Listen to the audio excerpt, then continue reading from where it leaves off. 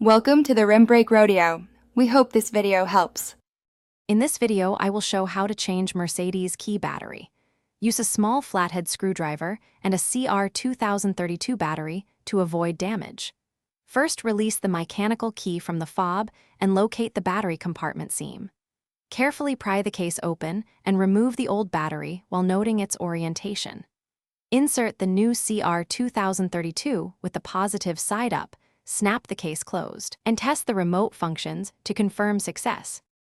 Gather a small flathead screwdriver, a replacement CR2032, and protective glasses before you begin. Keep the fob on a soft cloth to prevent scratches and avoid using excessive force when prying. If contacts look corroded, clean them gently with a dry cotton swab and avoid liquids. Always confirm the new battery sits flush, and the case snaps closed evenly so the fob seals correctly and signals reliably.